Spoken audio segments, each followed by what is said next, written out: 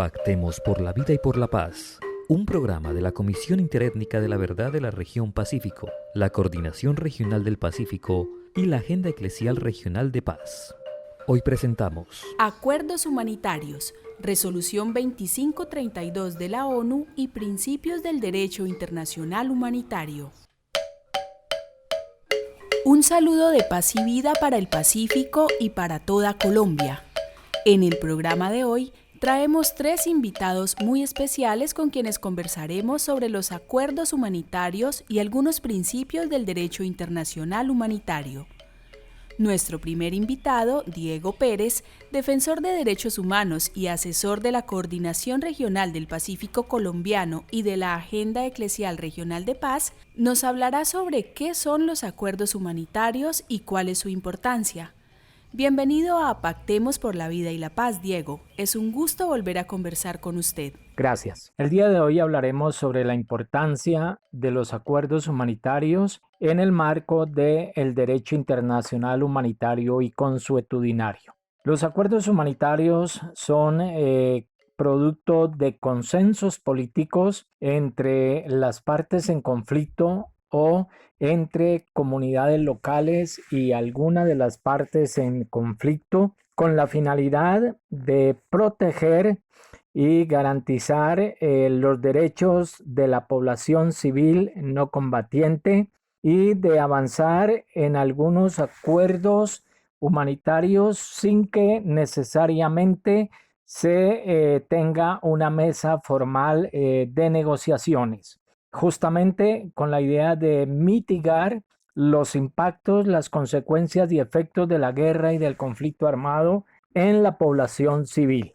Estos acuerdos humanitarios están amparados por el derecho internacional humanitario, que significa que, por lo tanto, aunque sean acuerdos fundamentalmente políticos, tienen también un marco global de carácter jurídico internacional y nacionalmente. Llegar a acuerdos humanitarios, pactar puntos específicos entre las partes del conflicto armado, no significa que las partes no tengan la obligación de respetar en su totalidad los principios del Acuerdo Internacional Humanitario o los convenios de Ginebra o el artículo 3 común a estos convenios. Es decir, no excluye que por pactar acuerdos humanitarios específicos las partes dejen de tener responsabilidades en el acatamiento global, total e integral de los principios de los derechos humanos y del acuerdo y del derecho internacional humanitario.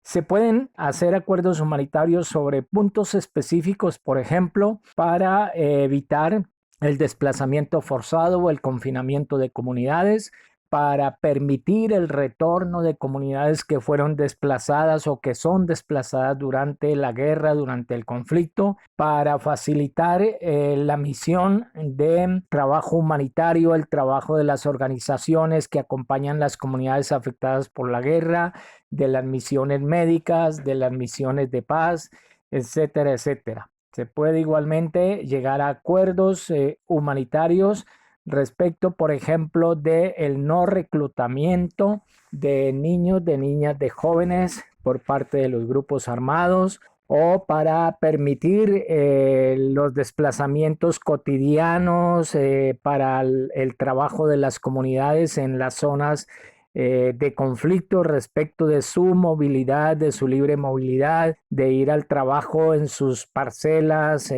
a recoger sus productos, etcétera, etcétera. Desde mediados de los 90 en Colombia ha habido múltiples experiencias de acuerdos humanitarios. Varios de ellos se celebraron, por ejemplo, entre las FARC y los gobiernos para la liberación de secuestrados o la liberación de detenidos políticos. Estos acuerdos humanitarios estuvieron avalados por la comunidad internacional y por el derecho internacional humanitario. En estos momentos existen en Colombia varias iniciativas de carácter regional, por ejemplo, una propuesta de acuerdo humanitario ya en el departamento del Chocó, la propuesta de acuerdo humanitario en el departamento del Cauca, en la región del Catatumbo, el Pacto por la Paz y por la Vida propuesto por la Agenda Eclesial Regional de Paz es una propuesta de acuerdo humanitario con la finalidad de aliviar la situación de las comunidades afro e indígenas y campesinas del Pacífico y suroccidente. El año pasado, con motivo de la pandemia, el secretario general de las Naciones Unidas y luego el Consejo de Seguridad plantearon al mundo entero la necesidad de que las partes en conflicto y los estados hicieran un pacto global de carácter humanitario para permitir la atención en la salud en las comunidades, en los territorios y en los países donde existe un conflicto armado. Gracias. Gracias a usted, Diego, por esta importante intervención. Y precisamente para hablar al respecto de este Pacto Global de la ONU, invitamos a Danilo Rueda, de la Comisión Intereclesial de Justicia y Paz. La resolución 2532 de 2020 del Consejo de Seguridad de Naciones Unidas, que fue compartida por el secretario general, es un avance importante en el reconocimiento de la situación que genera la pandemia en relación con los conflictos armados en el mundo, entre ellos los que vive Colombia. Lamentablemente, esta resolución y sus contenidos no han sido escuchados, en particular por el propio presidente de la República, Iván Duque, a quienes semanas antes más de 110 procesos comunitarios de comunidades negras, indígenas y campesinas le habían solicitado iniciar un cese al fuego, un acuerdo humanitario global por COVID-19. Esta situación ha degenerado en varias prácticas de violaciones de derechos humanos por parte de las propias fuerzas militares. Ha degenerado en la continuidad de erradicaciones forzosas sin condiciones de bioprotección, desconocimiento de decisiones de la Corte Constitucional en relación con la protección de vida y a los pueblos indígenas, entre otras situaciones. Y ha posibilitado la consolidación de controles sociales territoriales que han aprovechado esta situación para restringir el acceso a estas zonas de operación armada a operadores humanitarios, iglesias, organismos internacionales y nacionales de paz y de derechos humanos. A pesar de los pesares de los asesinatos de tantos líderes y lideresas sociales, de excombatientes, situaciones que están llevando a reiterar la importancia de la paz y para otros justificar nuevamente su alzamiento armado y para otros justificar nuevamente un ejercicio de la violencia para defender los intereses inconfesables de sectores muy poderosos, los alivios humanitarios ofrecen como una carta de posibilidad de construcción del escenario de paz. Es un escenario previo, un escenario que no desconoce las dinámicas armadas, que identifica la naturaleza de quienes están en armas, pero también que hace exigible principios del derecho humanitario, principios básicos que no impide que las actuaciones armadas se realicen, pero que sí logren diferenciar los blancos legítimos en las confrontaciones armadas, que posibiliten una educación básica en el respeto a los derechos de su opositor enemigo militar, el respeto a los derechos de ese otro que se concibe como enemigo al que hay que destruir, o acciones básicas en el respeto de personas que queden heridas. Los alivios humanitarios son una posibilidad entonces tanto para los combatientes como para los no combatientes, y son escenarios necesarios de abrir desde los ejercicios de la sociedad, de los grupos y comunidades locales apoyados y respaldados por sectores de la sociedad civil local, regional y nacional, para que sea posible habilitar en el mediano plazo un escenario de diálogos políticos y de iniciativas de acogimientos jurídicos, políticos y culturales a las diversas manifestaciones de violencia. Sin embargo, aunque la resolución es muy positiva, es clarísimo que sin la voluntad de los estados difícilmente estas iniciativas pueden lograr consolidarse. Pero quiero hacer un paréntesis, ese sin embargo. Hemos observado cómo en distintos territorios las comunicaciones que han dirigido líderes y lideresas, los diálogos directos con mandos bajos llegando a mandos medios, están intentando generar esa situación de alivios humanitarios. Han logrado levantamiento de minas en algunos casos, en otros han logrado que sean respetados espacios exclusivos de la población civil como caseríos, han logrado la devolución de personas que han sido retenidas acusadas por uno u otro bando de ser parte de sus enemigos militares. Entonces, hay unas experiencias previas a la resolución, semanas antes de que ésta se expidiera, y estas iniciativas están posibilitando por lo menos el menguar la zozobra que están viviendo las comunidades en muchas partes de Colombia. Estas experiencias necesariamente requieren el apoyo de organizaciones de la sociedad civil y de las iglesias. Por eso, reconocerlas, visibilizarlas es una posibilidad para protegerlas. Y estas abrirán un camino a un escenario clave e importante que es un escenario político de decisiones donde sea posible unos diálogos amplios, profundos, con todos los sectores que siguen incursos en el ejercicio de la violencia. Y esto incluirá a las propias Fuerzas Armadas. Muchas gracias, Danilo, por acompañarnos hoy con este aporte a la segunda emisión de nuestro programa radial Pactemos por la Vida y la Paz. Aprovechamos para invitar a toda la audiencia a seguir firmando el Pacto por la Vida y la Paz que viene caminando el territorio pacífico y que busca recorrer toda Colombia. Respeto a la vida, respeto a la igualdad, son nuestras diferencias las que nos hacen comunidad. Respeto a la... Durante 2020 y 2021, el Pacto por la Vida y la Paz ha sido suscrito por organizaciones, por instituciones de gobierno, por académicos, personajes representativos a nivel nacional y por la ciudadanía en general.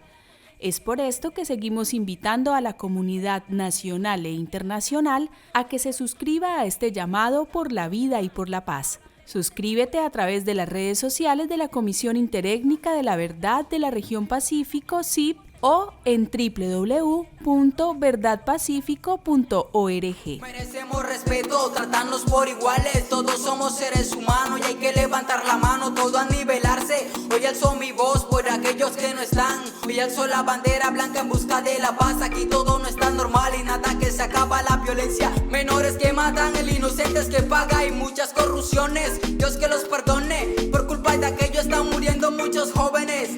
Respeto a la vida, respeto a la igualdad, son nuestras diferencias las que nos hacen comunidad.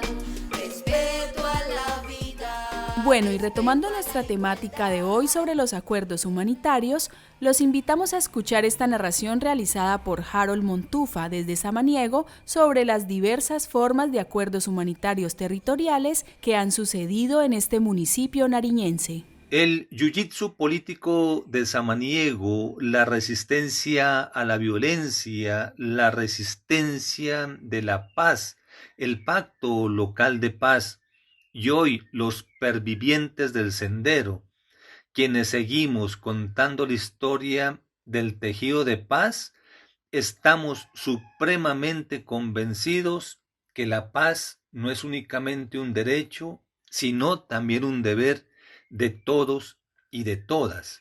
Por eso queremos comentarles en esta ocasión 4 espirales significativos e históricos sobre el tejido de paz en Samaniego, allí en el centro occidente del departamento de Nariño, al sur de Colombia, en la frontera con el Ecuador.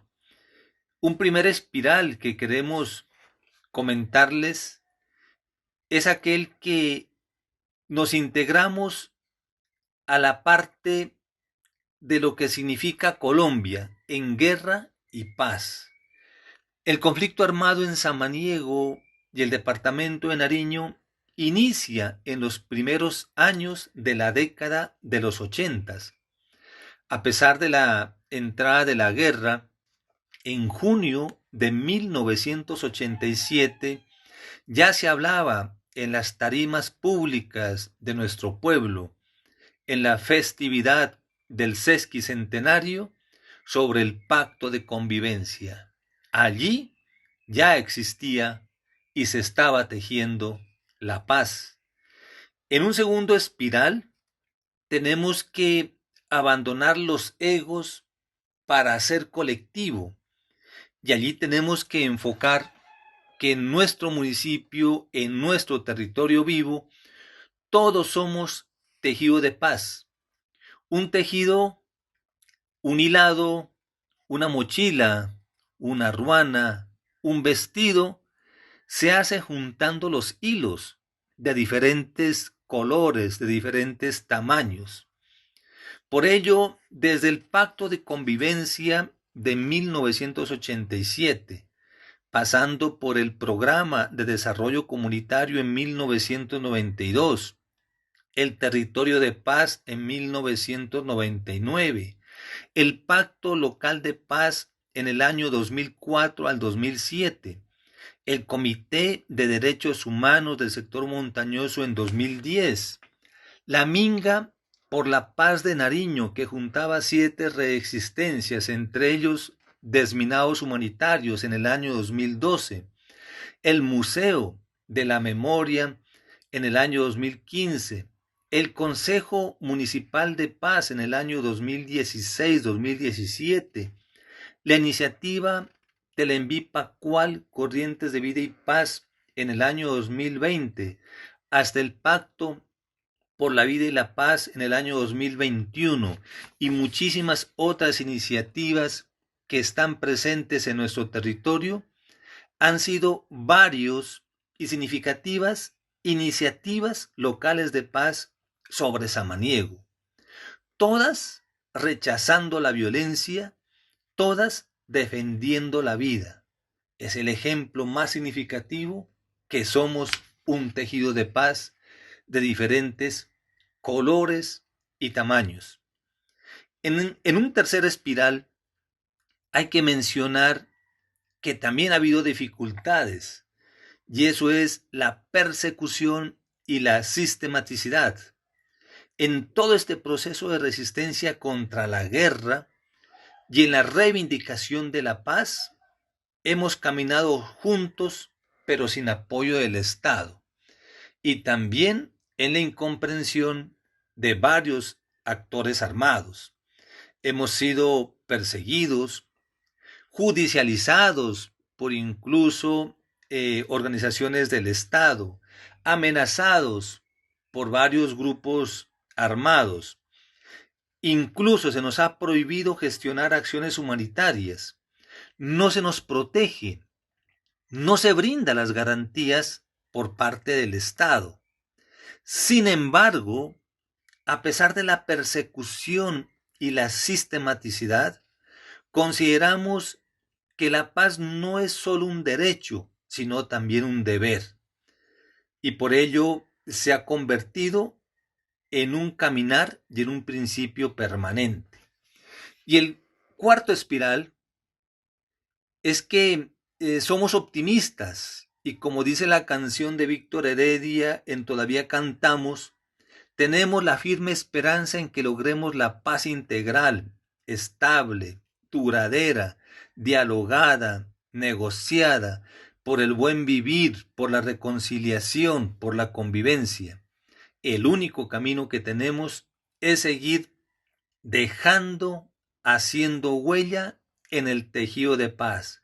Creemos en los pactos por la vida y por la paz.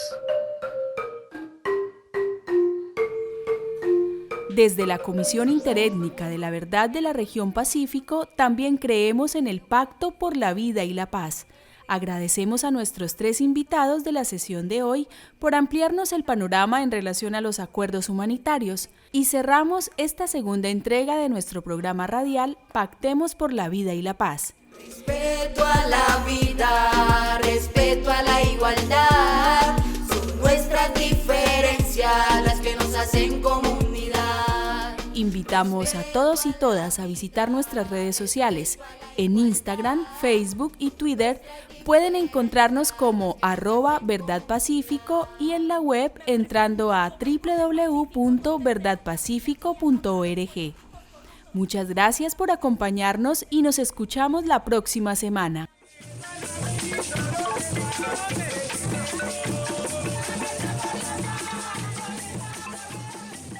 Los dejamos con el canto de la comunidad de Nuanamito López en el departamento del Cauca durante la caravana por la vida y la paz.